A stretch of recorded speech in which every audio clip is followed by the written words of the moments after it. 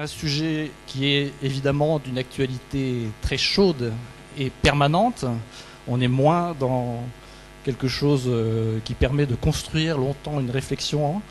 On est plutôt dans le suivi d'une actualité au jour le jour. Et là, on a l'impression que le soleil il est en permanence très chaud au-dessus de Francfort, de Bruxelles et de quelques autres lieux stratégiques où se déroule cette crise de l'euro et cette crise de l'Europe.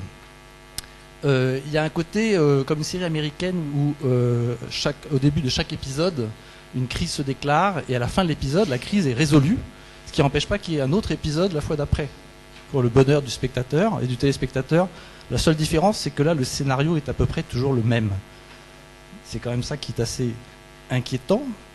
Et pour voir si le dernier épisode, qui s'est déroulé il n'y a pas si longtemps que ça, a une chance et de construire quelque chose de nouveau dans cette série, nous avons réuni des panélistes à la fois de pays divers et à la fois d'activités diverses. Et Agnès Benassi-Kéré, directrice du CEPI et membre du Cercle, va vous présenter la logique du déroulement de cette session. Agnès. Merci Antoine. Alors, il est maintenant clair pour tout le monde que la crise que nous connaissons dans la zone euro est une triple crise, une crise de dette souveraine, une crise bancaire et une crise de compétitivité et de croissance.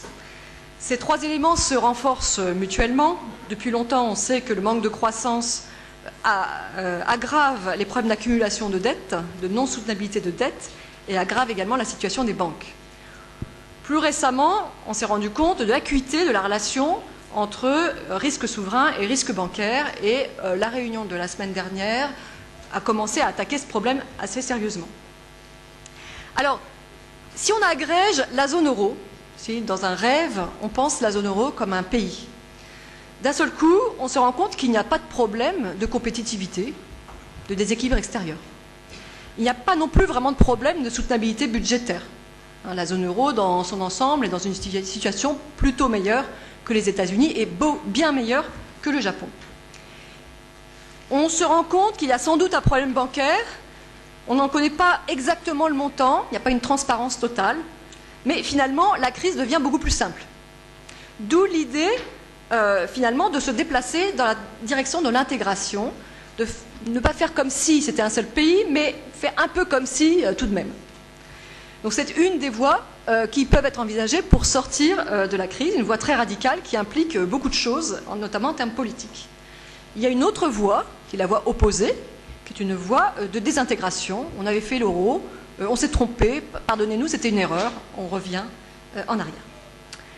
Alors, dans cette situation, au jour d'aujourd'hui, nous n'avons pas la solution à cette crise. Et la Banque Centrale Européenne, qui est finalement l'institution fédérale que nous avons, a fourni les solutions de court terme, à la fois pour la crise de dette souveraine, avec le programme d'achat de titres, qui, contrairement à ce qu'on peut penser, a été d'une certaine efficacité, à la fois a fourni une solution au problème bancaire, en étant le prêteur en dernier ressort, par différents instruments, et à la fois, c'est moins connu, a fourni un instrument temporaire pour les problèmes de compétitivité, puisque la BCE s'est substituée à l'arrêt des flux de financement privés pour les pays périphériques, notamment la Grèce. La Grèce, depuis longtemps, aurait eu une crise de change si elle n'avait pas été dans l'union monétaire. Alors, la BCE, Benoît Cœuré va sans doute nous le dire, n'est pas confortable avec cette situation, demande de manière musclée aux États de proposer des solutions, et donc c'est ces solutions que nous allons discuter lors de cette session. Nous avons convenu donc d'une session en 4 temps. Premier temps, nous allons discuter le plan A, la stratégie des Européens face à cette crise, s'il y a une stratégie. Deuxièmement, nous allons discuter des problèmes de croissance qui sont en fait au cœur de la résolution de la crise, et comment fait-on pour avoir à la fois de la croissance et du désendettement. Troisièmement, dans un troisième temps, nous allons nous interroger sur ce qui manque à ce plan A pour vraiment réussir. Et enfin, nous parlerons du plan B, et peut-être d'un plan B', avec une désintégration partielle ou totale de la zone euro. Et quel est le risque de contagion? Peut-on avoir peut-on extraire un pays de la zone euro sans tout flanquer par terre? Merci.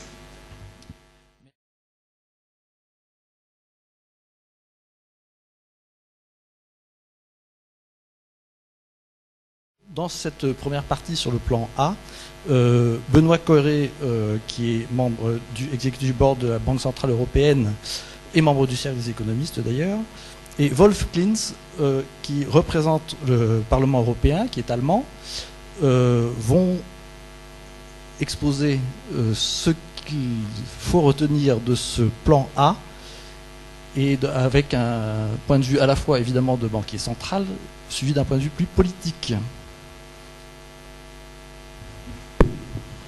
Merci et bonjour à tous. Alors, Executive Board, ça se dit directoire en bon français. Et d'ailleurs, je vais parler français.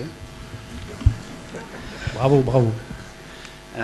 Antoine Reverchon a comparé la zone euro à une série télévisée, donc j'espère que l'épisode qui s'ouvre avec ce Conseil européen sera plus proche de Friends que de Mad Men. Le tableau des problèmes fondamentaux ou des vices fondamentaux de la zone euro a été brossé de manière très claire et très concise par Agnès, donc je ne vais pas y revenir. Ma lecture des événements qu'a décrit Agnès Benassi, c'est-à-dire les événements qui se sont déroulés d'abord entre 1999 et 2007, le début de la crise, et ensuite depuis le début de la crise, et que finalement tout ce que cette crise a démontré, c'est un manque de mécanismes d'ajustement au sein de la zone euro, et la zone euro qui a bien fonctionné par temps calme, en l'absence de chocs venant de l'extérieur ou de l'intérieur des pays, s'est trouvée extrêmement démunie quand les chocs sont arrivés. Et ça vient d'une sorte peut-être de naïveté des fondateurs de la zone euro, qui avaient pensé que les ajustements dans la zone euro se feraient principalement par la politique budgétaire nationale. Ils savaient bien que la flexibilité des marchés était insuffisante dans la zone euro par rapport à d'autres grandes unions monétaires, comme les États-Unis. Il y a peu de mobilité du travail entre pays de la zone euro, par exemple. Et ils ont conçu un système qui donnait l'entière responsabilité de l'ajustement et de la réponse au choc aux politiques budgétaires des États, avec un système de gouvernance budgétaire qui était assez lâche, assez peu contraignant, qui était le pacte de stabilité. Et tout ça n'a pas marché du tout. Donc la question, c'est comment est-ce qu'on recrée des mécanismes d'ajustement au sein de la zone euro. Alors il y a un mécanisme qui, contre toute attente, a très bien fonctionné, c'est les marchés financiers. On disait toujours au début de l'euro que les marchés financiers n'étaient pas assez intégrés en Europe. En réalité, ils ont été très intégrés, et à tel point intégrés qu'ils ont permis des erreurs majeures, comme le financement d'une croissance excessive et de bulles dans un certain nombre de pays de la zone euro par des banques du centre de la zone euro. Donc on voit bien que le seul mécanisme d'ajustement qui a marché, c'était l'ajustement par les marchés financiers, et c'est celui qui était le plus difficile à contrôler, qui n'a pas été bien contrôlé. Et tout ça a échoué lorsque la crise est arrivée. Alors, qu'est-ce qui s'est passé avec la crise? Eh bien, on a recréé des mécanismes d'ajustement en urgence, qui sont des mécanismes publics. C'est-à-dire que la puissance publique, sous ses différentes incarnations, s'est substituée progressivement au marché. D'un côté, les gouvernements ont créé des mécanismes comme la facilité, le Fonds européen de stabilité financière, bientôt le mécanisme de stabilité, qui viennent en aide aux États qui ont des problèmes, qui facilitent l'ajustement. Et de l'autre, la Banque Centrale Européenne, dans le cadre de son mandat, a pris un certain nombre de mesures dites non conventionnelles, je ne vais pas revenir dessus. Elle a fourni de la liquidité, et elle continue à fournir de la liquidité aux États qui présentent des déséquilibres importants, et elle continue à le faire quotidiennement aujourd'hui, du moment que les contreparties de la BCE demeurent saines, c'est-à-dire que la BCE prête à des banques qui sont solvables et contre du collatéral, mais sous ces conditions, elle continue à financer l'ensemble des pays de la zone euro dans des proportions aujourd'hui très importantes. La décision qui a été prise hier par la BCE, d'ailleurs, par le Conseil des gouverneurs, de réduire le taux de refinancement à 0,75%, qui est le plus bas niveau jamais atteint dans la zone euro, s'inscrit dans cette démarche. Il s'agit de répondre au ralentissement économique dans la zone euro, et il s'agit de répondre au constat que les tensions inflationnistes dans la zone euro sont moins fortes aujourd'hui qu'elles ne l'étaient il y a quelques semaines ou quelques mois, parce qu'un certain nombre de risques à la baisse sur la croissance de la zone euro se sont matérialisés, ce qui permet à la Banque centrale de baisser ses taux. Et tout ceci sans risque pour l'inflation. Donc on a une stratégie de la Banque centrale qui est de continuer à assurer la stabilité des prix dans les deux sens, donc en ce moment à éviter la déflation, au besoin en baissant les taux d'intérêt, ce qu'on a fait hier, et aussi à continuer à fournir la liquidité pour que les économies de l'ensemble des pays de la zone euro, y compris dans les pays périphériques, puissent continuer à tourner, alors que les marchés financiers ne jouent plus ce rôle. Alors, il s'agit de mesures qui sont dans une large mesure temporaire, parce qu'on voit bien que ce fonctionnement-là ne peut pas être le fonctionnement à long terme de la zone euro.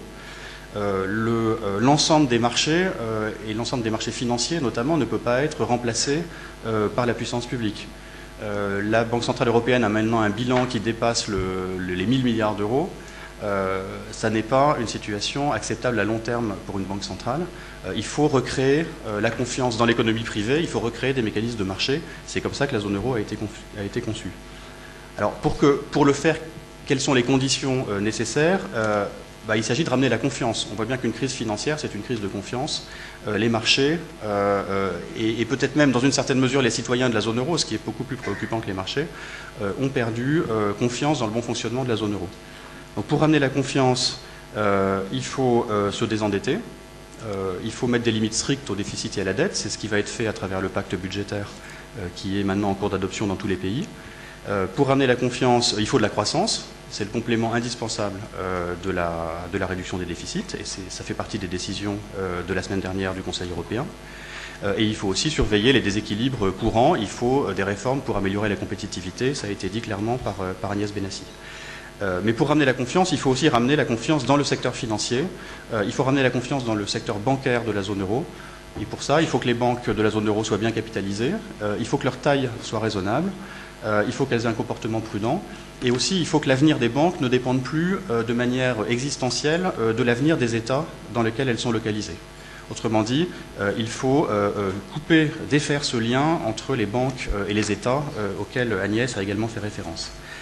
Alors, le Conseil de la zone euro de la semaine dernière a pris un certain nombre de décisions qui sont importantes et qui vont dans ce sens. Je pense par exemple à la possibilité de recapitaliser directement les banques par le mécanisme européen de stabilité, avec une conditionnalité stricte, et quand un contrôle centralisé des banques sera en place.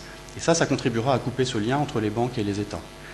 Je pense à d'autres mesures qui sont plus techniques, comme l'abandon du statut de créancier privilégié du mécanisme européen de stabilité, mais ça, on peut y revenir, mais c'est technique, mais c'est très important, pour permettre aux États de revenir sur les marchés et d'émettre à nouveau des obligations. Alors, j'ai dit que ce mécanisme pourra recapitaliser les banques quand un contrôle bancaire centralisé sera en place. Donc, comme vous le savez, la Commission européenne maintenant va préparer des propositions pour créer un mécanisme de supervision centralisé, donc de contrôle centralisé des banques de la zone euro, sur la base de l'article 127.6 du traité, qui existait dès l'origine de l'Union monétaire et dans le traité de Maastricht. Donc la Banque centrale européenne est prête à jouer ce rôle si on lui demande, mais avec des principes ou avec des conditions. La première condition, c'est de trouver une manière de bien séparer la politique monétaire qui doit rester indépendante et le contrôle bancaire, que chaque mission ne contamine pas l'autre. Donc ça, c'est une question d'organisation. Il faut bien entendu des principes de rigueur, de crédibilité. Il faut un principe de transparence. Et j'insiste beaucoup sur ce point. Si la Banque centrale européenne gagne de nouveaux pouvoirs, si le Conseil et le Parlement européen donnent à la Banque centrale européenne de nouveaux pouvoirs, il faudra sans doute qu'elle franchisse une étape supplémentaire dans la transparence et dans la responsabilité démocratique. Quand les pouvoirs augmentent, il faut être responsable devant les autorités démocratiques et en particulier devant le Parlement européen. C'est une bonne transition, ça. Alors, je n'ai pas tout à fait fini, mais il me reste plus qu'une phrase. C'était presque la transition. Mais je peux parler du Parlement européen à la fin aussi. Ça fera la transition. Donc tout ça, ce sont des bonnes décisions. Il faut qu'elles soient mises en œuvre rapidement maintenant. Et quand j'entends dire que l'union bancaire, le contrôle bancaire centralisé, c'est pour la deuxième moitié de 2013, je trouve ça assez inquiétant. On en a besoin tout de suite. Et ça, pour ça, la balle est dans le camp des États et de la Commission. Alors, au-delà, j'attire votre attention sur le rapport qui a été présenté au Conseil européen par les 4 présidents, c'est-à-dire M. Van Rompuy, M. Draghi, M. Juncker et M. Barroso, qui esquisse la suite du chemin. Au-delà de ces décisions, c'est un rapport qui est très important, qui esquisse les autres éléments constitutifs d'une véritable union financière, Là aussi, on est dans la technique, mais c'est important. Par exemple, la résolution des banques, la garantie des dépôts, il va falloir en parler assez vite. Et qui esquisse aussi la perspective d'une union budgétaire, c'est-à-dire d'un cadre budgétaire intégré, avec des mécanismes conjoints de décision et de contrôle qui permettront une décision conjointe des États sur la politique budgétaire. Et c'est ce mécanisme qui permettra un jour l'émission d'une dette commune dans la zone euro, les eurobonds. Mais pour ça, il faut d'abord définir ces mécanismes de contrôle et aussi vérifier que ces mécanismes de contrôle seront légitimes et seront démocratiques. Et ça sera le rôle du Parlement européen. Donc pour moi, le Conseil européen de la semaine dernière, le sommet de la zone euro, c'est d'abord la manifestation par les chefs d'État de la zone euro qui veulent rester dans l'euro, qui ont un avenir commun dans l'euro. C'est ce geste politique qui pour moi est le plus important. C'est ce que dans les mariages et les baptêmes on appelle le renouvellement des vœux. C'est un peu ce qui a été fait la semaine dernière.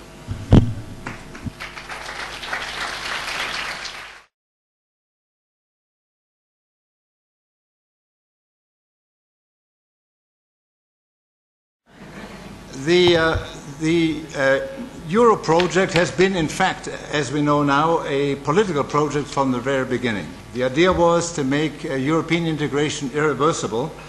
And the illusion one had at the time was that one could integrate the monetary policies of the member states of the Eurozone, introduce a single currency, and let fiscal and economic policies still at national levels. Now, we know now that this was not really feasible and realistic. The member states, with the exception of Germany, I would say, were quite willing to accept membership in the Eurozone because they wanted to get rid of the diktat of the Bundesbank. In reality, we had a European Central Bank at the time, that was the Bundesbank, and the others didn't like that and wanted to sort of at least have a pooled sovereignty when it came to monetary policy matters. Now, the approach has failed, as we know now, and Europe today is at a very critical crossroads. And if we do not take the right avenue, then we risk that the Euro projects will fail. And this is not only very costly and will do us a lot of economic damage, it is particularly critical from a political point of view, because if it did fail, I think we would have a political damage that we probably cannot estimate highly enough. Now, what has happened over the past 2 or 3 years when it became apparent that we do have a major debt crisis and also, as has been said in the introductory remarks, also a banking crisis? We've had basically 2 or 3 years of muddling through policies. We have taken a number of measures, and already after a few weeks or months it became apparent that these measures wouldn't do the trick and that we had to go further. We have tried to reinstill new disciplinary measures by sort of beefing up what used to be the Stability and Growth Pact. We now have the six-pack, we have the Fiscal Compact, we have the European semesters, and the like. I have learned over lunch today that the problem with these things is that what is a rule is being interpreted differently by the various European citizens. For a German, a rule is that when the traffic light is red, you don't cross the road. For a Frenchman, and even more so for an Italian and a Spaniard, a rule is a point of reference that does not necessarily have to be obeyed. So here we are, therefore, will the new, tougher disciplinary measures really do the trick? I have my doubts. And therefore, we have to think of some other measures, which Mr. Cameron, the Prime Minister of the UK, called the big bazooka. Others would call it the Big Bang, to really impress markets and regain the lost confidence of markets and citizens. And what could it be? Our friends from the States, Krugman, and probably also my neighbor, Nouriel Roubini, will say, well, the ECB has to really accelerate the printing machine and buy up sovereign debt by the hundreds of millions, or billions rather, or trillions even, as a matter of fact, using the American... C'est bien, on est déjà dans le débat là. Oui, d'accord. And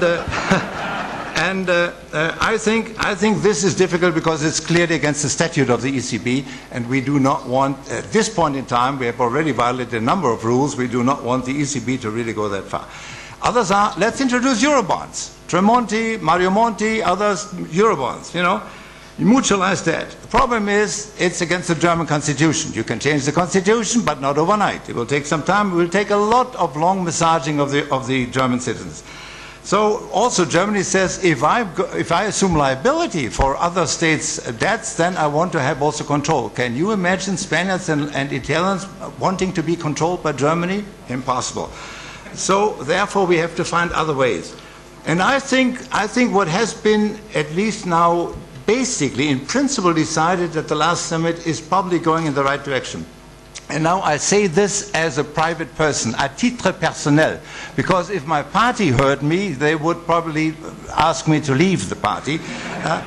I'm in strict contrast here to my party back in Berlin. But I think the banking union is okay. If we have a single currency, single monetary union, then we have to turn the Eurozone into a really single market for financial institutions. That means single supervision, single rescue, crisis and resolution management, and eventually also single deposit guarantee scheme. In addition, yes, oh, more than I thought. 2 minutes, I thought only one. In addition, I'm strongly in favor what the group of so-called wise men, and I should say women because there was one woman also in the board, recommended to the German government last fall, namely to set up a so-called redemption fund, Fonds d'amortissement de la dette, which would include all debts of all 17 Eurozone members exceeding 60%, the famous Maastricht hurdle, 60% of the debt, put it into one fund and amortize it over a period of 25 years. This would reduce, for this amount, the interest rates to be paid by Italy, Spain, etc. It would increase it for Germany, but that's what I would say is a solidarity support which is justified and can be sold to the German citizens. And at least that fund would decrease in size from 1 year after the other. And what the Italians, Spaniards, etc. save in terms of interest, they can use to amortize their debt. So I think this would be a very good thing. Now, of course, it will only work if member states are willing to rebalance their budgets, watch their remaining debt. If they are willing to pool sovereignty, this is a big hurdle, I think, for many countries, and if they're willing to tap the growth potential, because we do need growth at the same time. But this does not necessarily have to cost a lot. You can increase growth by opening markets that are closed right now. You can complete the single market, including the service sector. You can reduce bureaucracy and the like. Thank you very much. Thank you. Merci.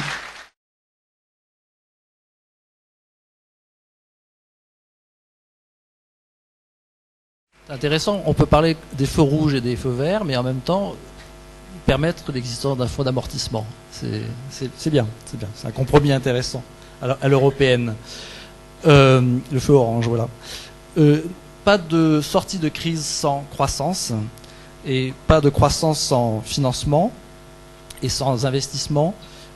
Pour ce thème-là, un banquier et un industriel, Rémi Weber, qui est président du CIC Lyonnaise de Banque, et Gérard Mestralet, président de GDF Suez. Vous avez 5 minutes chacun, l'un pour le volet finance, l'autre pour le volet industrie, bien que M. Mestralet ait aussi une casquette financière par Europlace. Mais M. Weber d'abord. Merci. Il n'est peut-être pas tout à fait inutile que je réaffirme ma fierté d'être banquier. Banquier de terrain, banquier de l'économie réelle. Il m'a été demandé d'intervenir sur 2 sujets, le deleveraging et les project bonds. Dans une optique de croissance et du financement de cette dernière, je souhaite élargir cette intervention à l'influence de la régulation sur la distribution du crédit et l'orientation des financements par des acteurs pertinents vers des acteurs pertinents. Face à la crise, le régulateur a exigé des banques et des compagnies d'assurance qu'elles renforcent le ratio prudentiel. On n'arrête pas de parler de Solvency II et de Bâle III, en mal tout le temps, néanmoins ça se met en place. Si des ratios plus exigeants peuvent être compréhensibles, il faut être très attentif à certains effets pervers.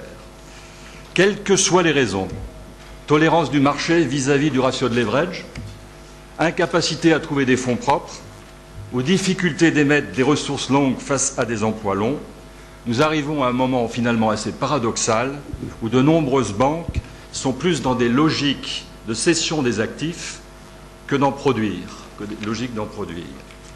La très faible croissance en Europe n'a vraiment pas besoin d'une attrition plus grande, plus marquée du crédit. J'ai la chance de faire partie d'un groupe bancaire, le groupe Crédit Mutuel CIC, dont les fonds propres croissent année après année de l'essentiel des résultats de l'année et qui a 90% de son activité dans l'activité de banque de détail. Nous ne sommes absolument pas dans une logique de cession d'actifs, au contraire. Et pourtant, comment peut-on aujourd'hui nous demander de financer de façon soutenue, par exemple, les collectivités locales avec les contraintes de Bâle III? Je vous le demande. Et il ne faudrait pas qu'il en soit de même pour les petites et les moyennes entreprises qui, contrairement aux grands groupes, je crois qu'on va en reparler tout de suite, n'ont pas accès dans de bonnes conditions ni au marché actions, ni au marché obligataire. Trouvez-vous normal, dans cette prééminence de la régulation, que mes collaborateurs, par exemple, étudient un dossier de financement d'une entreprise, plus en termes de ratio de solvabilité ou de ratio de liquidité, qu'en fonction de l'entreprise elle-même et de ses projets? Moi, non. Je rappelle que les entreprises moyennes et petites et les collectivités en Europe restent massivement financées par les banques. À plus de 85%, la dette des entreprises de la zone euro est bancaire. Là, on n'est finalement que de 35% aux États-Unis. Ceci dit, pour la zone euro, on ne passe pas facilement au modèle nord-américain de financement obligataire pour les collectivités et les PME. D'où cette crainte d'un recul de l'investissement public et de celui des entreprises de la zone euro.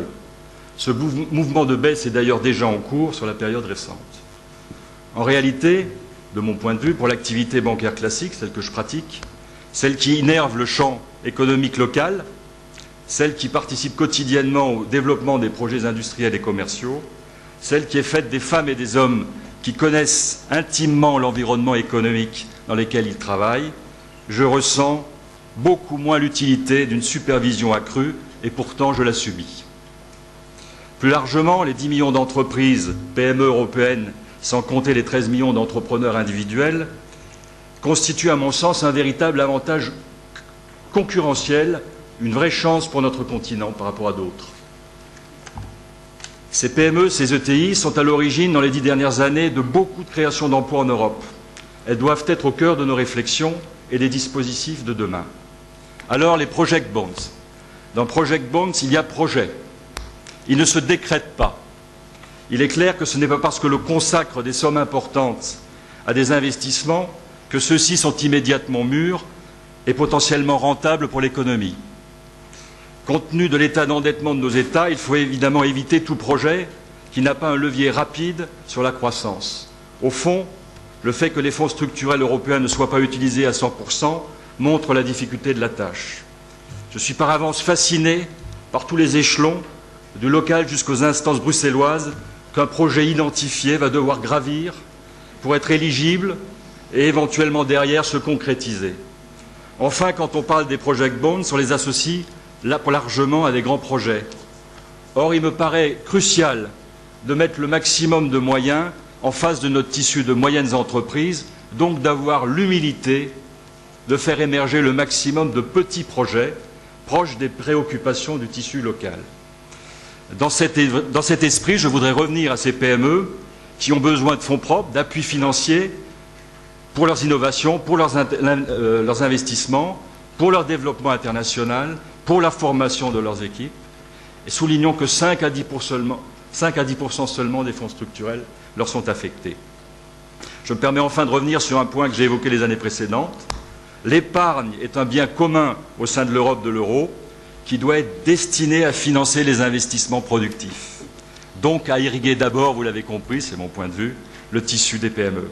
L'épargne privée, qui représente plus de 3 fois le PIB européen, est un deuxième avantage concurrentiel majeur pour que le soleil soit au bon endroit et se lève l'œil fou. À cet égard, on parle souvent de la frilosité des banquiers. Et je voudrais d'abord parler de celle de nos peuples, quand on les juge à l'aune de leur épargne de précaution.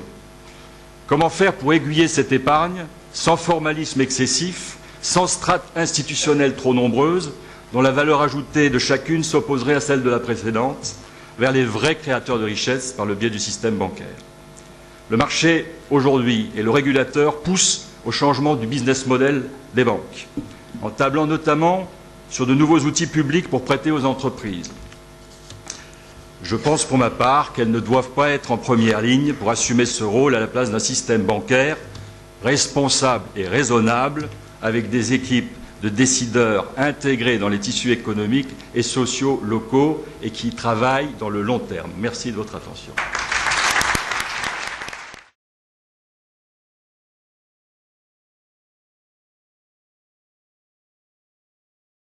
Oui, merci. Je vais, je crois, renforcer encore les propos de Rémi Weber. En 5 minutes, je vais faire 5 idées. Je vais vous donner 5 idées simples, mais fortes. De leveraging, croissance, etc. Première idée, la crise bancaire va très fortement contracter les crédits bancaires à l'économie, aux entreprises, aux particuliers, aux collectivités locales, et donc avoir un effet dépressif sur la croissance. Double choc bancaire. La première crise financière de 2008-2009 a amputé les fonds propres des banques avec notamment les subprimes. Premier choc. Deuxième choc, le durcissement des ratios de solvabilité avec en plus la crise des dettes souveraines va accroître encore davantage pression sur les crédits à l'économie du système bancaire. On a décrié Bâle III à certains égards à juste titre. Donc tout ceci va conduire à un moment où les économies ont besoin de croissance à réduire les moyens de la financer. Premier point. Deuxième idée, l'Europe va être beaucoup plus impactée que les États-Unis à régulation constante. En effet, vous le savez, les acteurs américains de l'économie, les entreprises notamment, sont financés à raison des 2 tiers par les marchés et 1 tiers par les crédits bancaires. Les acteurs européens sont financés dans la proportion inverse, 1 tiers par le marché, 2 tiers par les banques. Ce qui veut dire en clair que la même régulation bancaire, le même Bâle III, supposé d'ailleurs qu'il soit appliqué de la même façon des 2 côtés de l'Atlantique. Or, les Américains n'appliquent déjà pas Bâle II, donc on peut s'inquiéter pour la façon dont sera appliqué Bâle III aux États-Unis.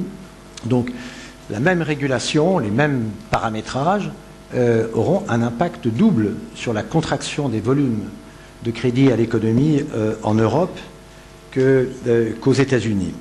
Il y a donc là un déséquilibre entre les États-Unis et l'Europe. Troisième idée, les PME, effectivement, sont hyper vulnérables parce que pour les PME, c'est 92% de leur financement qui vient des banques. C'est vrai que les grandes entreprises ont la possibilité d'accéder au marché financier au pluriel.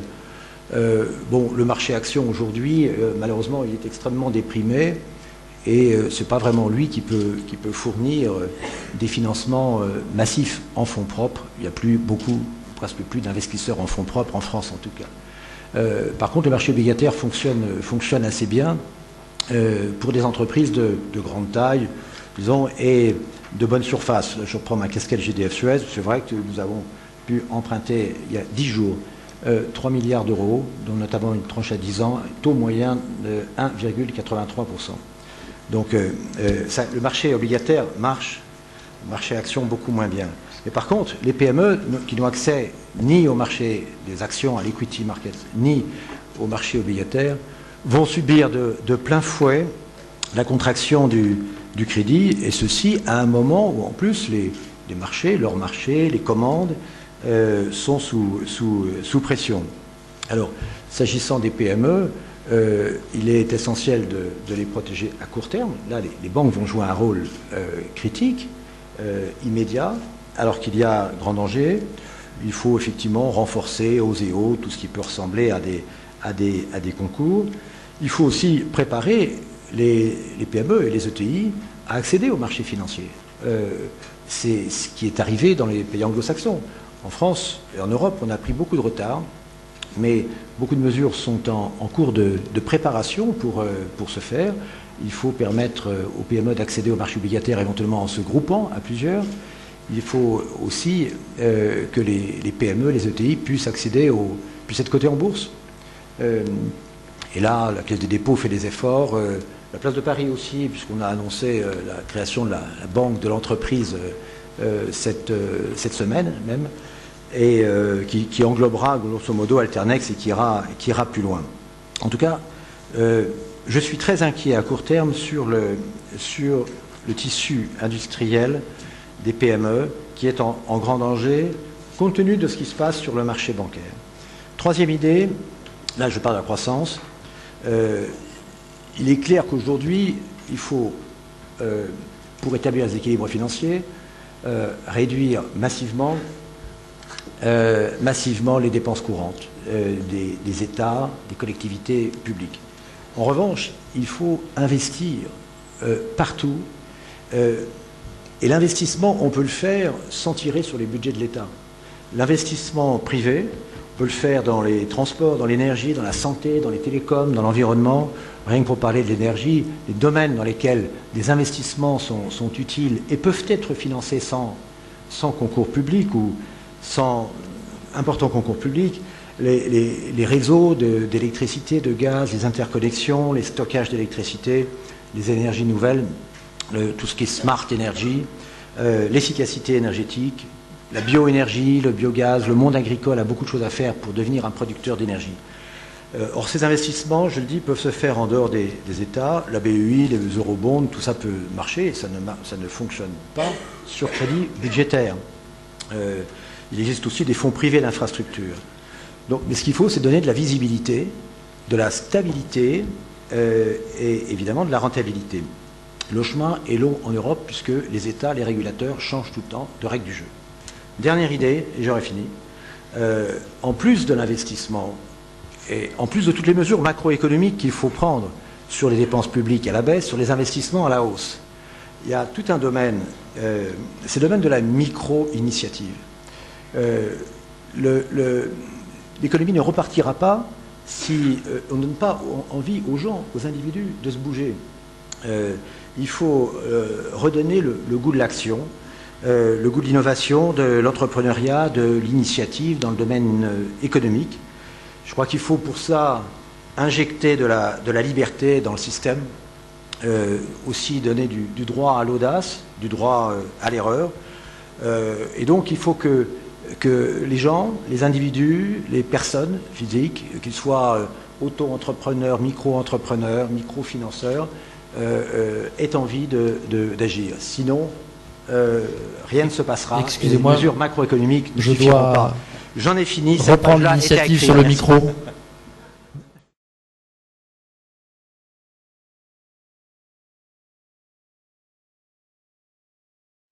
Pour aborder la troisième partie de ce débat avec Éric Lombard, président de BNP Paribas Cardiff, c'est-à-dire la filiale assurance, enfin la branche assurance du groupe BNP Paribas, et avec Andrew Moravchik, qui est professeur à la Princeton, professeur de sciences politiques, spécialisé dans les questions européennes. Et ça va nous permettre d'aborder le sujet de qu'est-ce qui manque dans la construction, qu'est-ce qui a manqué dans la construction européenne, dans la construction de la zone euro. Éric Lombard, d'abord, pour vous, on s'est trompé de diagnostic à un moment donné sur le déroulé de cette crise ? Alors, d'abord, je vais, après Rémi Weber, aussi défendre le rôle des financiers dans l'économie, et notamment l'assurance qui, dans l'environnement actuel, transforme les turbulences de marché en investissement à long terme. Notre horizon de gestion, c'est 10 ans. Donc, il n'y a pas que de la finance de court terme. Avant de regarder qu'est-ce qui manque, il faut aussi saluer ce qui a été accompli. Et à cet égard, moi je pense que ce qui a été accompli par le sommet européen de la semaine dernière mérite un coup de chapeau et donne envie de citer Churchill en novembre 1942. C'est pas la fin, c'est pas le commencement de la fin, mais c'est peut-être la fin du commencement. Et on a là quelque chose où pour la première fois, d'ailleurs pendant peu de temps, mais quand même, les responsables politiques ont repris la main sur les marchés, ils ont repris l'initiative, et c'est absolument essentiel que les responsables politiques et les banques centrales gardent la main. Cela dit, si rien n'est fait, en plus, le risque que nous avons est que socialement, le tissu social européen ne résiste pas aux tensions extrêmes qui sont causées par la crise. Et quelque part, pour prendre une autre référence historique, par rapport à 1929, on est en 1933, et c'est le moment où il ne faut pas refaire les talons or. Or, il me semble que les talons or, on le refait dans tout un tas de domaines. Parce que soyons clairs, si vraiment le plan politique peut-être va être traité à la suite du sommet européen, au plan économique, tous les freins sont serrés. Et si tous les freins sont serrés, en général, on n'avance pas. Premier frein, la politique monétaire.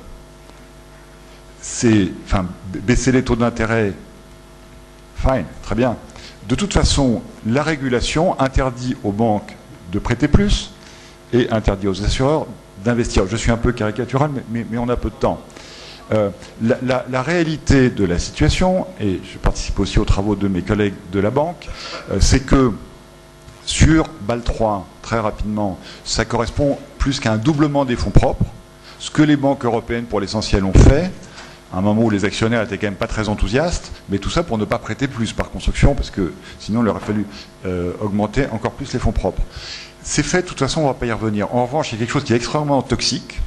Quand on était jeune, on pensait que les gens de la LCR, la Ligue communiste révolutionnaire, n'avaient pas compris l'économie. Là, on a une nouvelle LCR, c'est le Liquidity Capital Ratio. Et voilà.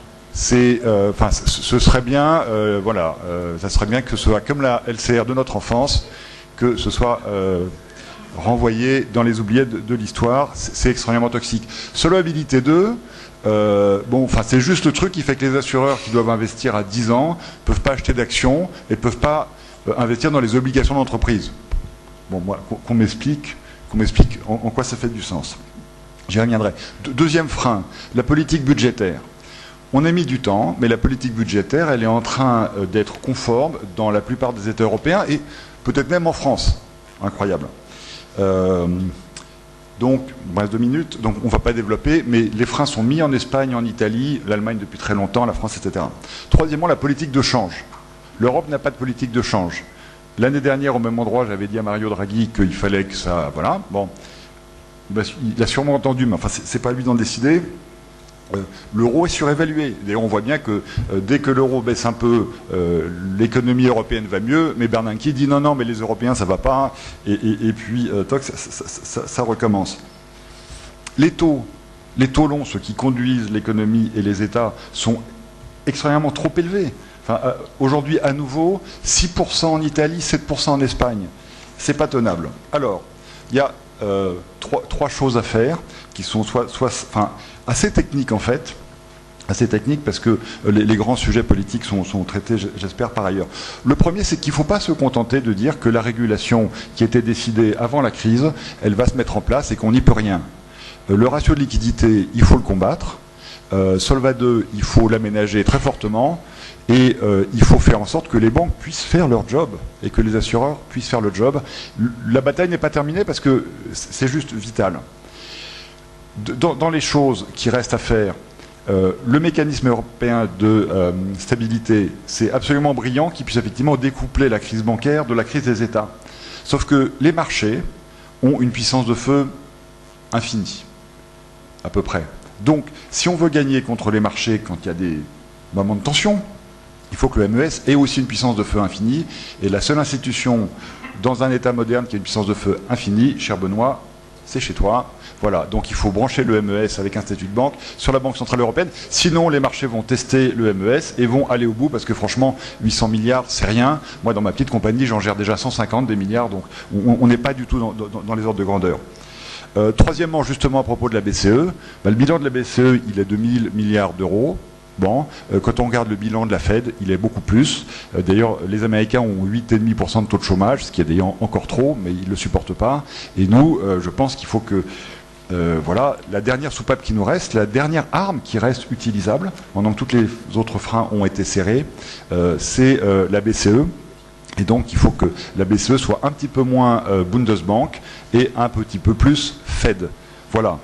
Donc, pour conclure immédiatement, je pense que Jean-Hervé a raison et qu'il y a encore de l'espoir, mais pour voir le soleil se lever, encore faut-il ne pas avoir été tué par des potions mal dosées. Merci. Merci.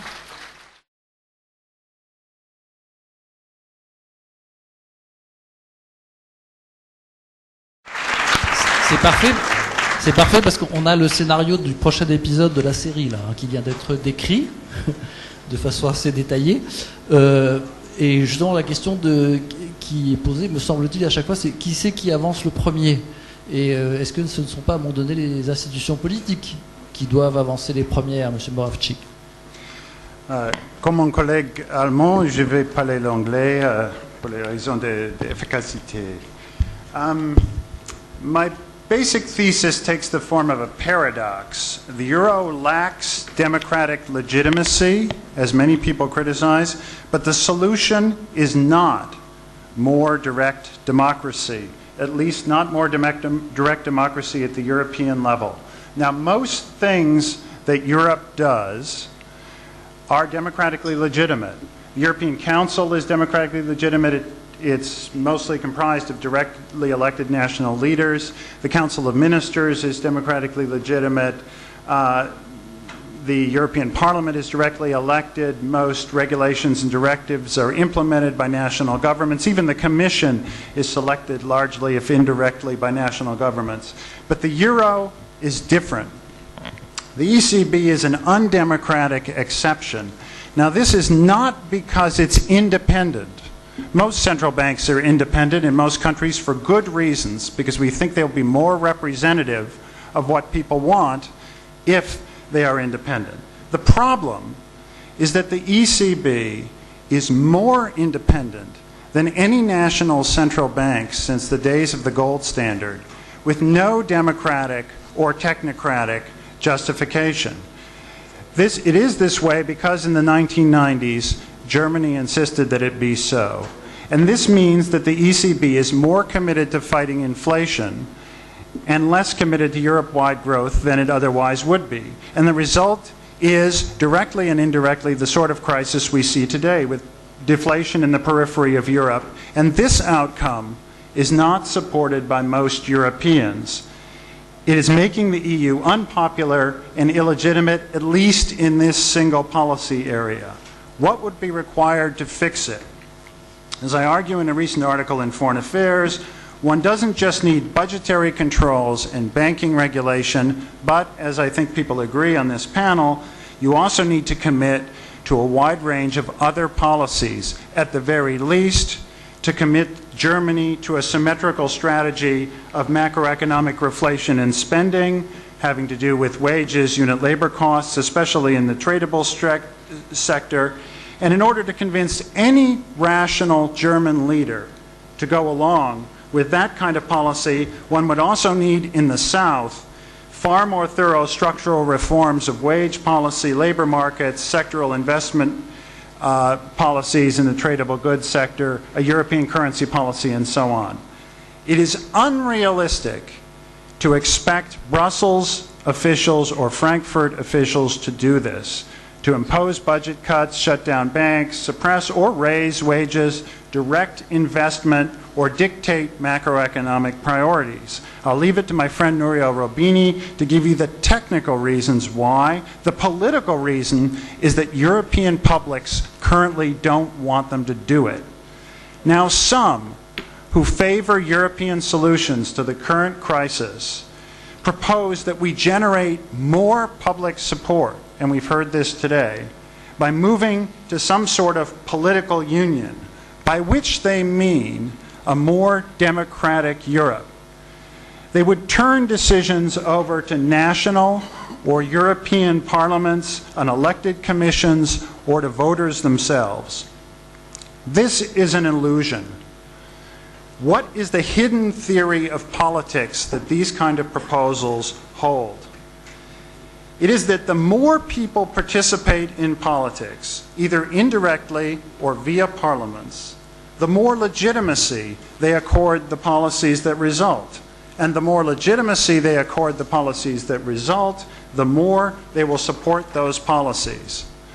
Now, this theoretical view is not just speculative and naive. It is, according to the best research we have, simply wrong. As long as a political system is basically democratic, and we've just seen that the EU and its member states are basically democratic, there is no evidence that citizens are more likely to support policies because they result from direct participation. They are less likely to do so. I'll give you one piece of evidence because I'm keeping an eye on this guy here. Polls show that the most trusted and liked national political institutions, trusted and liked and respected, are not parliaments and elected politicians. People hate them and they don't trust them. They prefer judges, bureaucrats, the police, the army, and yes, even central banks. Why? Because research shows they don't judge political institutions by process. They judge them by results. And one specific policy, the euro, is unpopular because increasingly it's delivering results people don't like.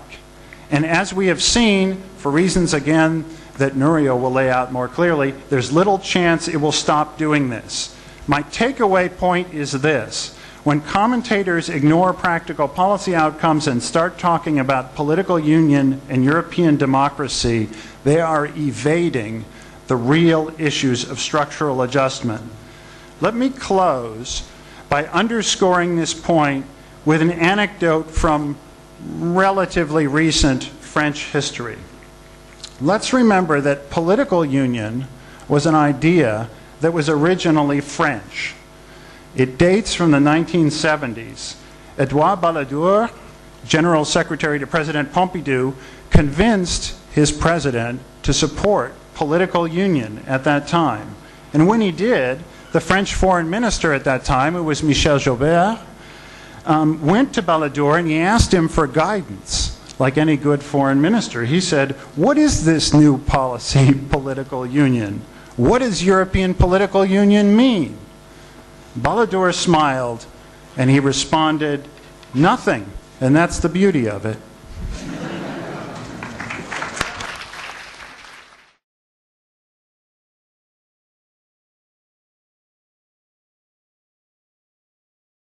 Le soleil brille très chaud au-dessus de Francfort, mais je propose que nous entendions les deux orateurs avant que Benoît Cœuré puisse répondre sur le plan B, c'est-à-dire sur qu'est-ce qu'on fait si ça rate.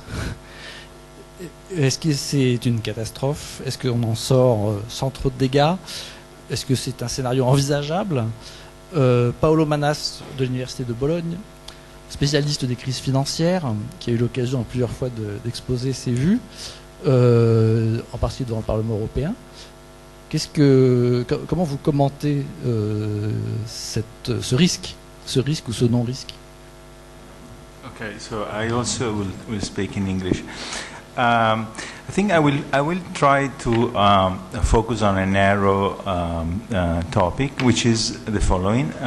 It's about contagion. That's a word that is, in everybody's mouth, and it's very debated. So the question being, are the current problems in Europe due to some sort of contagion, either from the US originally or maybe from Greece, or not? Are they really domestic in nature? And I think this is an important issue because some of the remedies that one wants to think about, really depends on whether you think that is really something that you import from abroad, and then maybe you need some institutional design, or something that is grown internally, so it's domestic and requires domestic policies. So I will focus on this, and basically there are two theories of contagion. What I'm going to say can be seen either in Nuriel's website or in voxeu.org, where I kind of typically contribute. So these two ideas are the following. One is that credibility is everything. Okay, so basically the story was that when we had Mr. Berlusconi in Italy, it was leading us to a disaster. But then, as soon as we got Monti there, that would have changed everything because his promises were credible. Unfortunately, things didn't work out that way, in the sense that spread in Italy at least, but in Spain also for many other reasons. First, came down, but then they went back again to relatively high levels. And the opposite view is that, well, credibility and promises are just rubbish, and what really matters is fundamentals, where by fundamentals we mean the kind of state of the economy, whether the economy is solvent, whether there is growth, whether there is unemployment and productivity growth, and so on and so forth.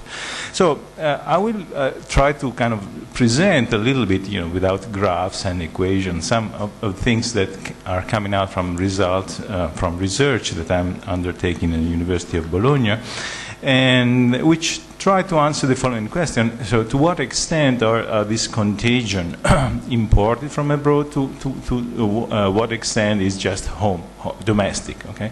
And just to give you the answer is 50% for both. So this is a good news in the sense that it means that countries have some scope in trying to prevent contagion by doing their appropriate reforms, and I'll discuss that shortly. But still, there is a lot, at least half, that is coming from abroad, which countries by themselves cannot really deal, and therefore we need some European firewalls and institutions, and Nuria will discuss that. I'll say something about it.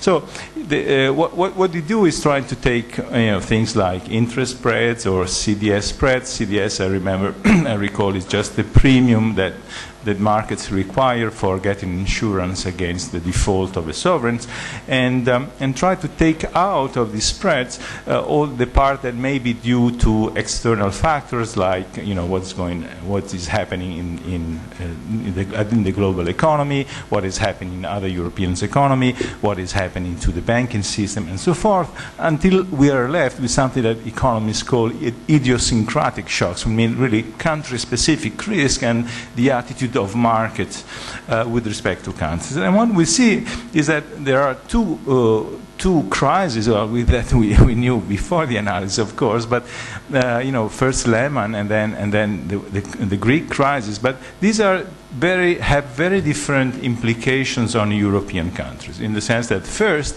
the kind of Lehman Brothers crisis does affect every country in Europe, while the Greek crisis only affects Eurozone countries. Okay, so it's really a problem with the Eurozone. The second result is that even within, this is also obvious when you think about it, even within the Eurozone, there are countries that are affected much more than others, and you probably know the name.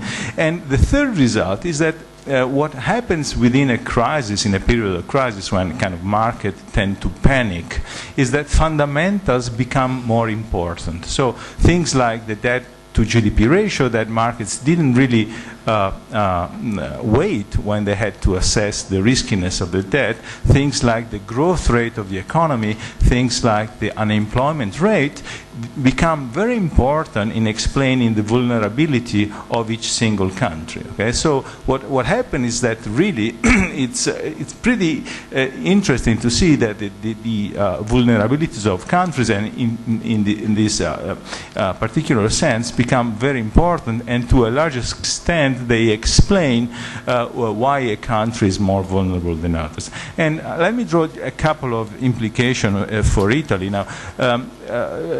With the recent summit between the European leaders, Mario Monti was hailed in Italy, very similar to Balotelli, for having scored heavily against the Germans. And the reason was that this ESM was kind of put on the table, and there was some sort of commitment that it would be used to reduce spreads.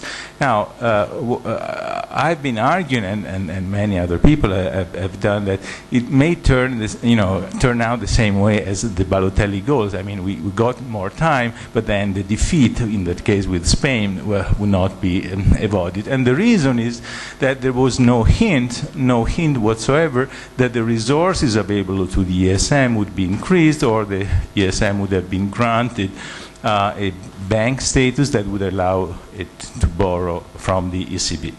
And so just let me conclude. How can I conclude? I think I can conclude by saying that there is the good news is that countries have some scope in doing appropriate reforms, and these should focus on things like privatization and reducing the stock of debt. And however, we still need, for 50%, say, decent firewalls, and that are at the moment out of sight. Thank you. Merci.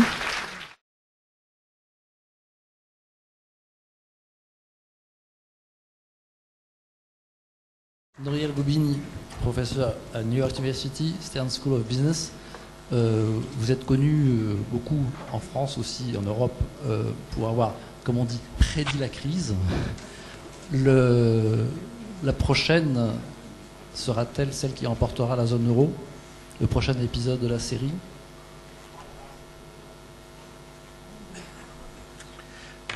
Well, the simple answer I'll give this question is there is certainly a risk that if we don't take the right actions, eventually there could be a disorderly situation in the Eurozone, even eventually a breakup, not in the short run.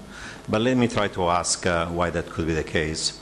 It's clear now there are at least 7 countries in the Eurozone that are in trouble. It's Greece, Ireland, Portugal, Italy, Spain, Cyprus, and as of yesterday, even Slovenia, there is a banking crisis. All of them, to a certain extent, have a stock problem. Too much liabilities either in the private or the public sector, and they have also a flow problem, lack of growth and actual recession, lack and loss of competitiveness, large external deficit that the private sector doesn't want to finance. So this is the problem we're facing, stock and flows.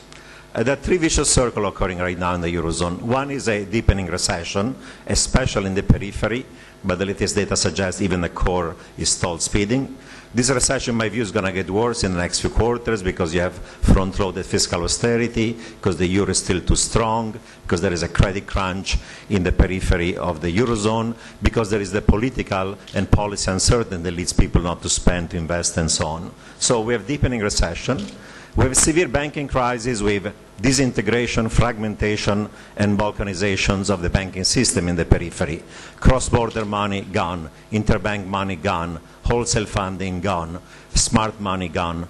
We're on the verge of actually even bank runs for depositors. So balkanization. And we have dysfunctional markets for public debt, because on one side spreads for Italy and Spain are too high and unsustainable. And there is also balkanization of the public debt markets, because essentially not only cross-border investors in the banks, but also cross-border investors in the public debt of these countries are going away, and LTROs and ECB policies just allow the exit of those foreign investors. So you have these 3 vicious circles between economic recession, balkanization of the banks, and unsustainable spreads, and balkanization and domestication of public debt. Now, it was clearly said here that Model 2, kicking the can down the road, is not going to work. Either the Europeans are going to move forward in the direction of a greater economic union where there is growth convergence as opposed to growth divergence, and you stop this vicious cycle of an ever-deepening recession. You're going to go in the direction of a fiscal union where there has to be some degree of debt mutualization. You're going to go in the direction of a full banking union where there has to be easy-wide deposit insurance, and eventually some form of greater political integration, if you don't want to call it union, is going to be also necessary to provide democratic legitimacy if countries are going to give up some sovereignty on fiscal, banking, and economic affairs further to the EU. So either you move in the direction of union integration, or there will be a process of disintegration, disunion, in which more countries are going to lose market access, more bailouts are going to fail, more restructuring going to occur, more countries, starting with Greece, are going to exit the Eurozone, and if you have enough of them exit the Eurozone, eventually the Eurozone is going to break up. So that's what we're facing right now, a situation that is extremely tense and dramatic. Now you had the EU summit a week ago, and there were 5 results of it. In my view, they are totally insufficient. It was a decision, first of all, to go in the direction of a banking union with ECB supervision of the banking system. Even that's going to be subject to significant resistance because national central banks don't want to give up that authority. Secondly, There was an agreement on a direct recapitalization of the banks as a way of reducing the loop between the sovereign risk and the banking risk. Today was a report in the press, however, that was saying that it's not going to be joint and several because if a country gets the aid of ESM for its banks, eventually the risk is the risk of that sovereign. So where is the mutualization of that risk through joint and several? That's also limited. 3, there is the idea of a flexible use of the ESM and EFSF to buy the debt of Italy, Spain, and others in the primary and secondary market. As I'll point out, it's too little, there's not enough money, and countries like Finland and Netherlands are objecting to it. 4, there was the idea of reducing subordination of private claims by making pari passu the lending that the ESM or EFSF is going to make to Spain. And then there's going to be some reduction of the sovereign pressure on Ireland by reducing, again, the link between the banks and the sovereign. Now, what's missing? Those are the 5 things that are there, and each one of them is limited.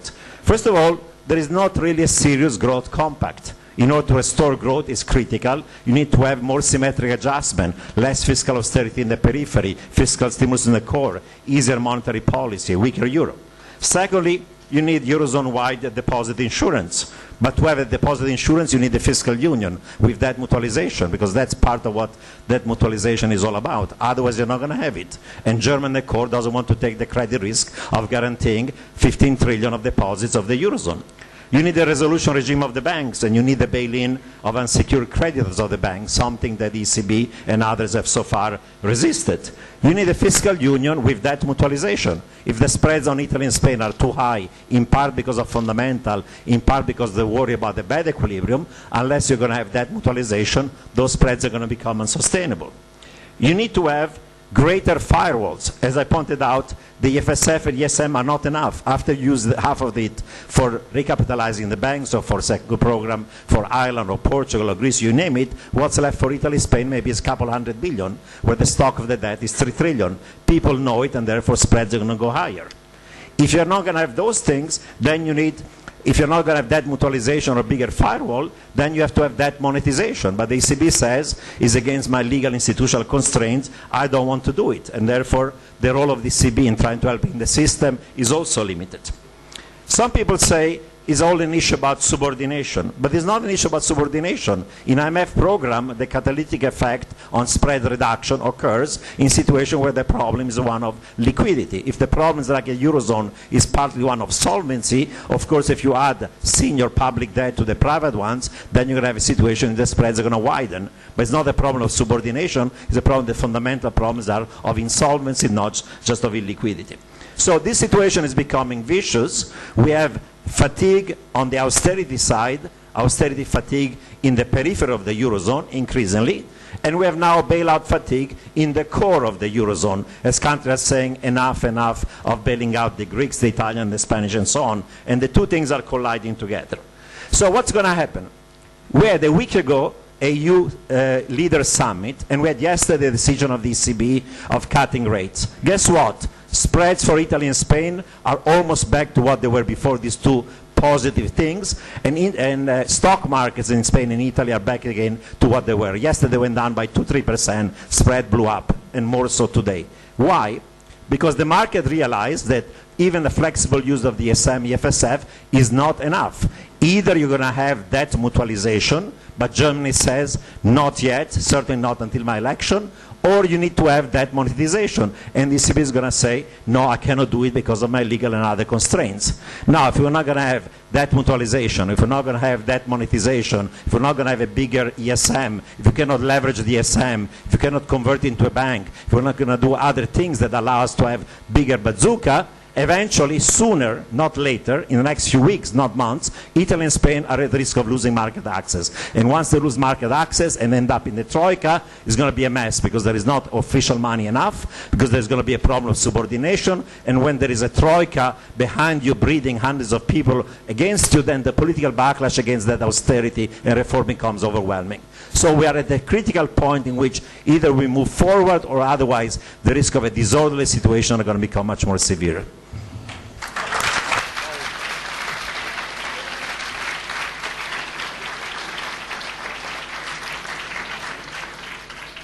J'ai l'impression qu'un très gros nuage est passé sur le soleil, là. Le débat, bien sûr, est ouvert. Je pense que dès les premières questions, on va pouvoir avoir...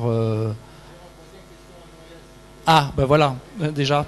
Mais vite après, la salle, c'est la salle qui doit parler. Oui, la question que j'aimerais poser à Noël Roubini, c'est que qu'est-ce que vous pensez, what do you think of the debt redemption fund? I know it's not your favorite tool, but at least that could be introduced relatively quickly. All the others take far too much time. Oh, sorry. No, it was me. Oh, you can repeat the question. Je répète. Qu'est-ce qu'il pense, Monsieur Roubini, du projet d'un fonds d'amortissement de la dette? Well, I would say that, there are many proposals out there for debt mutualization. The German Council of Economic Advisors proposal is one of them.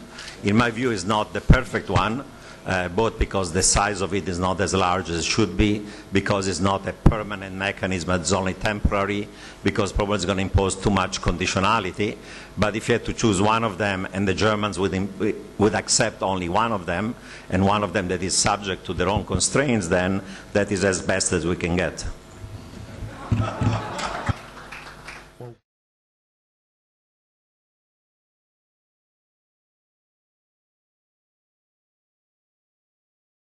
À gauche, là-bas, tout au bout. On va prendre peut-être 2 ou 3 questions. Ah, il y en avait... Bon, excusez-moi, il y a 2 personnes là. Il y en avait 2, un tout au bout. On en prend 3. On en prend 3 et vous les notez, puisque ça s'adressera certainement à plusieurs d'entre vous. C'est bon, c'est à moi. 3 de suite. Oui. Oui, allez-y. Allez-y. Bonjour à tous, merci pour la présentation. Je m'appelle Lior Chamla, je suis entrepreneur dans le milieu du web et simple citoyen, donc contribuable. Il y a une question que je me suis posée dès le début de la conférence. On entend souvent dire qu'il faut, et c'est d'ailleurs notre collègue de la Banque centrale qui nous disait qu'il faut maintenant enlever le statut de seniorité pour le MES, c'est-à-dire en fait pour expliquer qu'il soit prioritaire sur les remboursements si jamais il y a un souci. Parce que ça effraie les marchés, etc.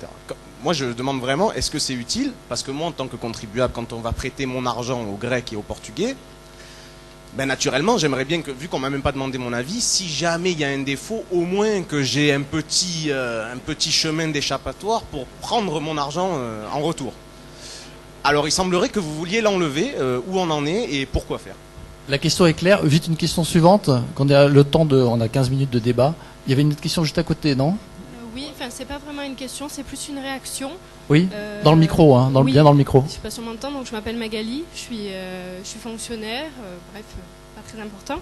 Je voulais juste réagir par rapport, on a entendu pas mal parler de la souveraineté, de la démocratie. Il y a quelque chose qui m'a un petit peu choquée, c'est d'entendre que la démocratie ou les revendications pour plus de démocratie sont une illusion. J'ai eu l'impression d'entendre des paroles du style la fin justifie les moyens, peu importe si c'est efficace, si les institutions sont légitimes ou pas, ça a peu d'importance. Je suis assez, ça m'a un peu perturbée, donc j'aimerais peut-être avoir un peu plus de développement sur cette question. Voilà. Il y avait une question à gauche, encore là-bas. Et après on s'arrêtera là pour répondre à cette première rafale. Oui, merci. Moi, c'est une vraie question. Il y a des investisseurs dans la salle, et donc, est-ce qu'on pourrait saisir l'occasion d'en avoir autant pour poser la question suivante? Qui est prêt à acheter de la dette espagnole à 7%? Qui est prêt à acheter du Bund à 1,2%? Ça, c'est la première question. Et la deuxième question, éventuellement italienne. Alors, 2 autres questions rapides. Une première sérieuse, c'est on n'a pas évoqué les soldes de balance de paiement et le système Target 2.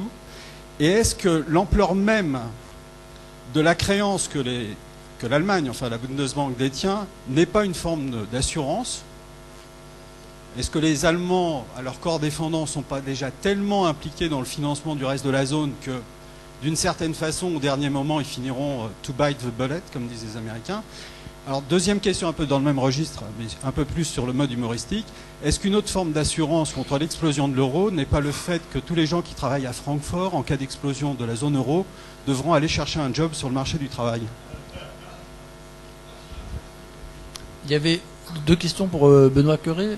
La première sur la seniorité de la dette. Oui, enfin, j'en profiterai aussi volontiers pour répondre à ce qui a été dit sur la BCE dans le cours de la discussion, mais je peux le faire plus tard, hein, c'est comme vous voulez. Peut-être maintenant, parce que ça va un petit non, peu. je vais ça répondre va aussi avec la troisième question. Pour répondre aux questions sur la seniorité du mécanisme européen de stabilité, votre question a beaucoup de sens, et d'ailleurs c'était manifestement le point de vue des gens qui ont écrit le traité créant le mécanisme européen de stabilité, puisqu'il comporte cette clause de créancier privilégié. Donc c'était jusqu'à récemment le point de vue des gouvernements européens. Alors d'abord, vous dites qu'on ne vous a pas demandé votre avis avant de prêter à la Grèce et au Portugal et à l'Irlande. Le gouvernement français a demandé l'avis du Parlement français qui a voté ces aides. C'est pour illustrer le débat sur la démocratie. Et le même Parlement français a ratifié le traité créant le mécanisme européen de stabilité. Alors, pourquoi ce débat sur la clause de créancier privilégié? Tout simplement parce que si les créanciers publics se donnent un droit privilégié, ça va tout simplement dissuader l'accès au marché, et ça va repousser d'autant la perspective pour ces pays-là de retourner à un mode normal de financement. Donc c'est dans l'intérêt des États, c'est indiscutable, mais ça repousse d'autant le retour à une situation normale dans la zone euro, qui est que la Grèce, l'Irlande ou le Portugal émettent sur les marchés. Donc c'est un choix à faire, et il a été considéré que quand même, notamment dans le cas de l'Irlande par exemple, qui a pu réémettre des obligations cette semaine, cette perspective de pouvoir revenir à une vie normale était quand même quelque chose d'important. Sur Target 2, la question sur Target 2, bon, alors Target 2 c'est le système de paiement à l'intérieur de la zone euro par lequel les banques des pays de la zone euro peuvent emprunter ou se prêter, et notamment par lequel transite l'argent qui est prêté par la BCE. Et donc effectivement, des pays comme la Grèce, le Portugal, l'Irlande, et aussi l'Italie, l'Espagne et la France aussi d'ailleurs, ont un déficit, puisque elles ont un déficit des paiements courants, et en plus leurs banques, pas dans le cas de la France mais dans le cas des premiers pays, ont du mal à se financer. Donc il y a des pays qui sont en déficit, des pays qui sont en excédent, et tout ça se passe à l'intérieur de la BCE. D'une certaine manière, ça illustre ce que j'ai voulu dire au début de mon introduction, c'est-à-dire qu'on a remplacé le fonctionnement des marchés par une grande machine à faire circuler l'argent qui est au sein de la BCE. Ça fonctionne, c'est indispensable pour continuer à faire tourner ces économies en attendant qu'elles aillent mieux, mais ce n'est pas un fonctionnement souhaitable. Il faut qu'à un moment, ces déséquilibres dans Target reviennent à des niveaux plus raisonnables. Il n'y a pas de doute. De manière générale, sur ce qui a été dit sur la BCE à plusieurs reprises. Sur ce qui a été dit sur la BCE, bon, les questions m'ont pas fondamentalement étonné. Je trouve que tout ce qui a été dit sur la BCE, d'une certaine manière, illustre bien le débat sur le rôle de la démocratie qui a été lancé dans cette table ronde, et illustre une certaine confusion institutionnelle ou un tâtonnement institutionnel aujourd'hui dans la zone euro. Parce que si je fais la liste de toutes les requêtes qui ont été, peut-être des injonctions qui ont été adressées à la BCE, donc j'ai entendu que la BCE devait avoir une politique monétaire semblable à celle de la Fed, donc j'imagine que ça signifie qu'on doit amener les taux d'intérêt de 0,75 à 0. J'ai entendu qu'il fallait que la BCE fasse baisser l'euro, qu'elle fasse baisser les taux d'intérêt à long terme, qu'elle achète des obligations italiennes et espagnoles, qu'elle réforme les ratios de liquidité et qu'elle fasse le contrôle bancaire. Alors, donc, il y a une liste de demandes adressées à la BCE pour régler toute une série de dimensions différentes de cette crise, et en même temps, on entend que la BCE n'est pas assez responsable démocratiquement et que c'est une institution technique qui finalement dépasse son mandat. Donc là, il y a une contradiction. Ça ne veut pas dire que tout ce qui a été dit, on ne peut pas le faire. On l'a déjà beaucoup fait, on peut continuer à le faire. Mais ça veut dire qu'il faut bien identifier la ligne qui nous sépare des gouvernements. Et je prends l'exemple des achats d'obligations italiennes et espagnoles sur les marchés, qui semble être une demande générale autour de cette table. Je constate que les chefs d'État de la zone euro, depuis maintenant un an exactement, depuis juillet 2011, avec beaucoup de difficultés, de discussions, initialement de désaccords entre eux et maintenant d'accords, ont construit ce mécanisme qui est le mécanisme européen de stabilité pour le faire. Le mécanisme est prêt, il va être mis en œuvre en juillet. Et maintenant, on demande à la BCE de faire ça à la place des gouvernements, parce que finalement, on n'a pas confiance dans les capacités des gouvernements à le faire. Alors si ça, c'est pas une atteinte à la démocratie, je ne sais pas ce que c'est. Donc les gouvernements ont décidé de le faire, qu'ils le fassent. Ça ne veut pas dire que la Banque Centrale Européenne ne peut pas acheter des obligations italiennes et espagnoles sur les marchés, mais elle le fera, si besoin est, dans le cadre de la politique monétaire, et pas autrement. D'autres questions pour enchaîner? Une, deux. La question de la démocratie, vous l'aviez un peu abordée. Monsieur Moravci, vous vouliez y répondre aussi, oui, pardon. Yes, well, So I'm not sure if the question about democracy was meant normatively or empirically. I made so normatively we don't actually think that necessarily more populist governments are more democratically legitimate, because we have other goals as well, like human rights and fairness and more informed and expert policies and things like that. But the force of my remarks were really empirical. So the statement was this, that lots of people who talk about the European crisis today seem to think that if we make the policy more democratic in the sense of making it more participatory, if we permit people to somehow participate in policy making, they will therefore support the policy more. That's an empirical statement, not a normative statement. And I'm saying that statement's false. Okay, so if we want to solve the problem of the European crisis, and we want to do so in a way that generates public support, we then have to address the issues that the public cares about, which has to do with a growth strategy, which has to do with reflation in Germany, which has to do with wages, which has to do with a lot of things that people find it very difficult to find effective solutions to. You cannot address it by simply saying, well, we have half of the technocratic solution, and then we're going to democratize the European Union, and people will therefore like it. Peut-être juste un mot sur la question des investissements en deux phrases. Il y a 5 ans, si on prend un BNP Paribas Cardiff, on avait notre portefeuille obligataire qui était à 100% investi en obligations d'État. Les obligations d'État, c'est devenu soit ça rapporte pas, c'est le Bund, soit c'est risqué et volatile.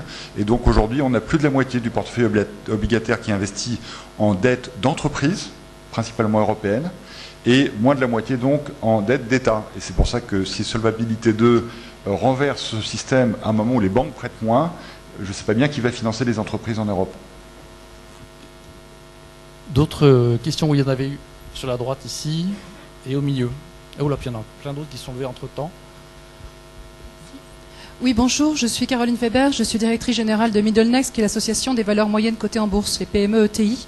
Donc je suis désolée, je vais vous ramener un peu dans la boue du quotidien. Donc on a monté un emprunt obligataire coté qui rassemble 20 champions nationaux, 20 PME ETI.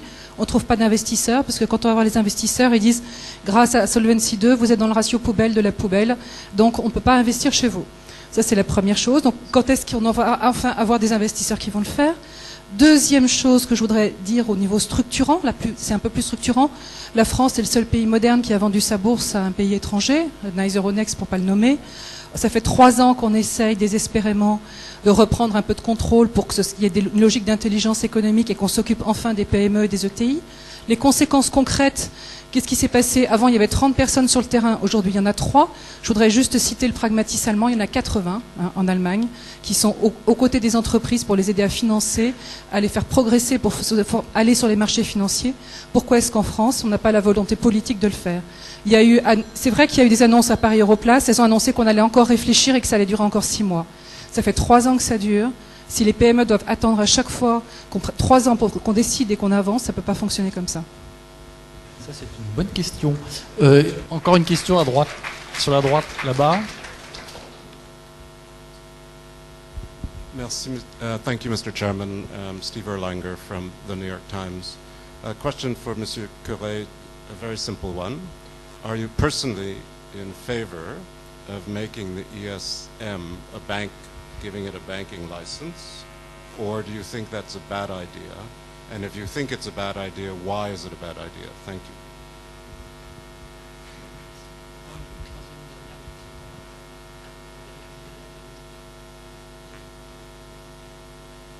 Non, pardon. Oui, c'est ça. C'était sur la gauche, là. Oui, bonjour. Valentin Pelcancin, analyste économique et financier. Écoutez, je voulais juste une confirmation. J'ai eu l'impression que la Banque Centrale Européenne n'aurait pas été assez laxiste, ce qui serait un reproche. Donc elle aurait eu une politique monétaire trop restrictive, notamment par rapport à la Fed. Ça a été évoqué tout à l'heure par l'un des intervenants. Or, me semble-t-il, aujourd'hui, quand on regarde, c'est un peu un mythe. Le bilan de la Banque Centrale Européenne, c'est 3 000 milliards, 3 trillions, et il est plus important que celui de la Fed. Et en fait, la Banque Centrale Européenne, que ce soit au niveau central, fournit toutes les liquidités qui sont nécessaires aux banques Donc soit au niveau central, soit par un programme qui est assez secret, qui est le Emergency Liquidity Assistance, où chaque banque centrale nationale peut créer de la monnaie, peut faire tourner la planche à billets pour financer et injecter des liquidités dans les banques nationales. Merci.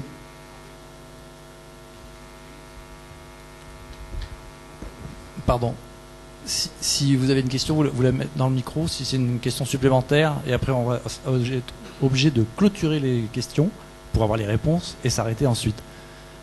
Bah oui, encore une dernière. Oui, bonjour. Madame, dans votre introduction, vous aviez dit que cette crise avait en fait trois sources. Il y avait une crise bancaire, une crise de dette et une crise de productivité et de compétitivité. Ce que je réalise, c'est que dans ce débat, on a parlé, dans ce débat comme dans la plupart des débats, en fait, on a parlé pendant 90% du temps de la crise bancaire et de dette. On parle très peu de la crise de compétitivité. Et ma question, alors je comprends qu'il y a une logique de court terme par rapport au long terme de la crise actuelle. Ma question, c'est une fois qu'on aura réglé, et même si on règle tous les problèmes dont on discute aujourd'hui, est-ce qu'on va retomber dans la même mécanique 10 ou 20 ans après, dans la mesure où les pays du Sud ne font pas les gains de productivité qu'ils sont censés faire sans avoir l'arme de la dévaluation? Et on n'en parle pas du tout, ça me surprend toujours. Sur l'investissement et sur le... Alors, sur l'investissement, Madame Weber a raison, c'est un sujet évident. Il y a un point qu'on essaie de traiter, puisqu'on a signé récemment un certain nombre d'assureurs français, ou installés en France, on les voit avec la Caisse des dépôts, de fonds pour financer les entreprises cotées et les entreprises non cotées. Et donc, c'est vrai que notre rôle est de financer y compris le tissu de PME et de TI. Le sujet que nous avons, et que je répète, c'est que c'est vrai que quand on fait ça, on va à l'encontre de la règle de Solva 2. Très concrètement, quand on prête 100 à une PME, enfin une entreprise d'ailleurs, quelle qu'elle soit, il faut mettre à peu près 25 à 30 de capital, de fonds propres. Et donc, on ne peut évidemment pas rémunérer les fonds propres de façon raisonnable. Alors, pourquoi le fait-on néanmoins? Parce que c'est l'intérêt de nos souscripteurs. Si on veut leur servir dans la durée un rendement, il faut qu'on ait une diversification vers les entreprises et le crédit aux entreprises. C'est aussi notre rôle d'investisseur long, donc on le fait. Mais c'est vrai que on va en faisant contre la régulation.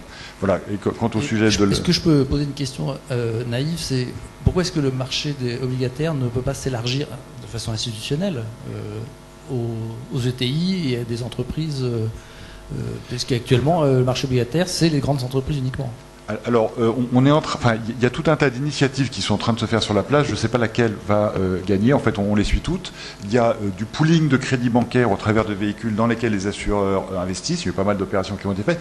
Le Crédit Agricole a annoncé récemment un fonds pour financer pour 2 milliards d'euros les collectivités locales. Ce qui est intéressant d'ailleurs, c'est qu'aujourd'hui, il n'y a que 400 millions qui ont été demandés. Parce qu'évidemment, ça ne se fait pas au même tarif que ce qui se faisait avant par Dexia. Mais bon, Dexia, il s'est passé ce que vous savez. Il y a des initiatives au travers de pooling. Donc, il y a beaucoup d'initiatives qui visent à traiter ce problème, et on y participe et on le fera, malgré Solva 2. Voilà, si en plus Solva 2 pouvait être moins procyclique, ce serait mieux.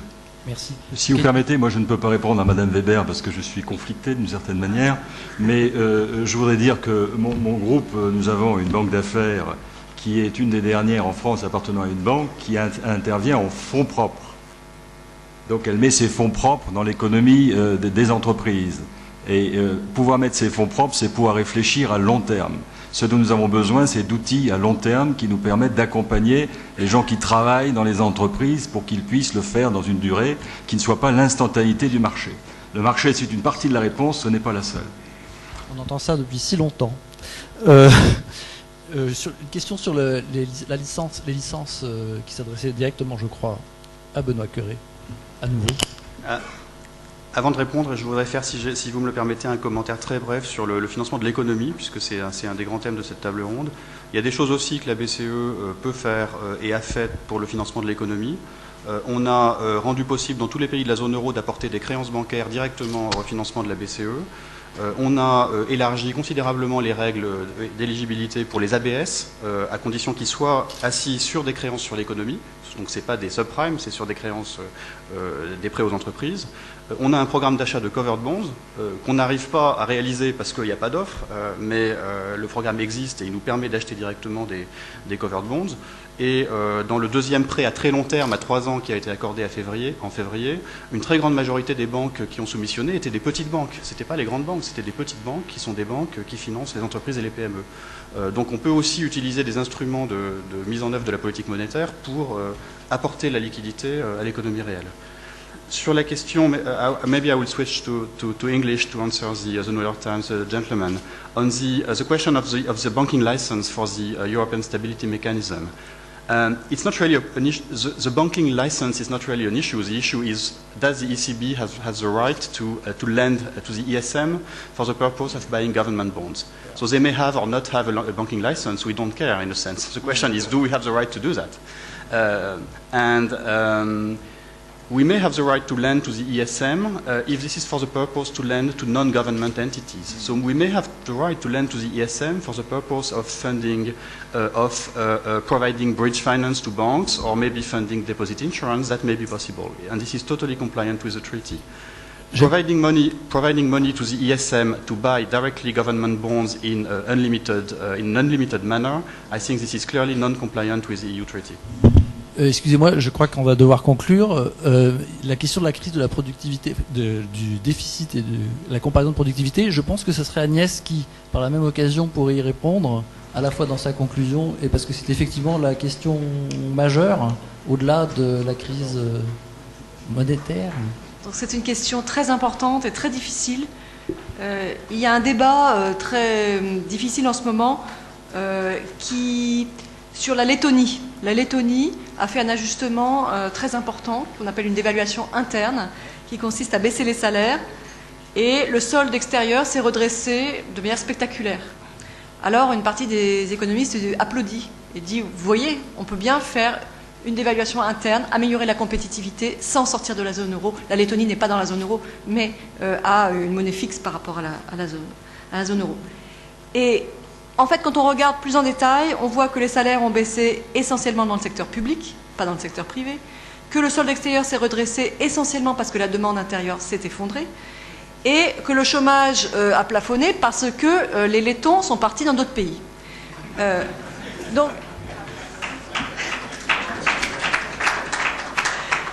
Donc la démonstration n'est pas encore faite. Je crois que ce n'est pas forcément la bonne manière d'aborder le sujet, puisque une sortie éventuelle d'un pays de la zone euro aurait des conséquences bien au-delà de ce simple raisonnement que je viens de faire, y compris des conséquences sociales, politiques qui peuvent être très importantes. Donc ce n'est pas un sujet qu'on peut vraiment traiter à la légère. Mais voilà, la grosse question qui se pose aujourd'hui, c'est comment amorcer l'ajustement des prix relatifs. Le travail qui a été fait au CEPI récemment montre que les réformes structurelles, y compris dans les secteurs qui sont des secteurs abrités de la concurrence, style les transports, la distribution, peuvent avoir un effet d'offre très important en déplaçant les ressources des secteurs abrités de la concurrence vers les secteurs exposés. Encore faut-il qu'il y ait de la demande qui vienne de l'extérieur, et ça pose la question sur ce qui se passe en Allemagne. Voilà, je vois l'œil noir de notre animateur. Malheureusement, oui. Je ne vais pas conclure, car ce serait un peu comme essayer de mettre un générique au milieu du film. Absolument. De la série. Merci à tous.